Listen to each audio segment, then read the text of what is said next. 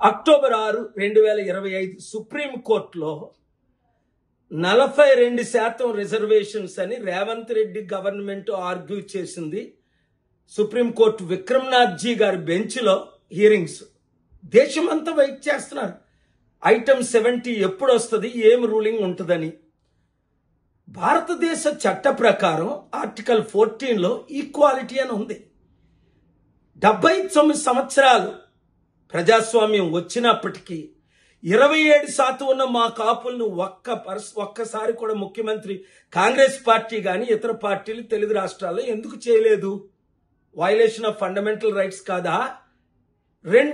5% ఉన్న రెడ్డిలకే 12 మందిని ముఖ్యమంత్రి చేయడం ఆర్టికల్ 14 వయలేషన్ కాదా? 1% ఉన్నోళ్ళు, 3% ఉన్నోళ్ళు, 5% ఉన్నోళ్ళు వెళ్తారు కానీ మేము 90% ఉన్నాం.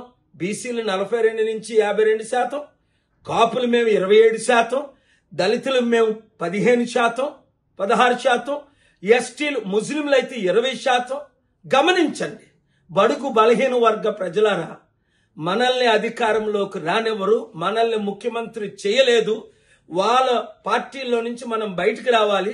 సుప్రీంకోర్టు న్యాయం తీర్చాలి. చట్ట ప్రకారం ఆర్టికల్ 14ని నెరవేర్చాలి. 3% ఉన్న వాళ్ళకి 3% పదవులు ఇవ్వండి, ఎమ్మెల్యే సీట్లు ఇవ్వండి. 5% ఉన్న వాళ్ళకి 5% ఇవ్వండి.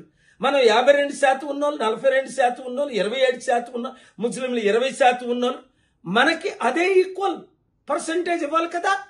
ఇంకా వైట్ అండ్ బ్లాక్ క్లియర్గా ఆర్టికల్ 14 ఎక్స్ప్లెయిన్ చేస్తున్నా ఈ రోజు వరకు 79 సంవత్సరాల్లో మన బహుజనులు 90% ఉన్న వారికి న్యాయం జరగలేదు.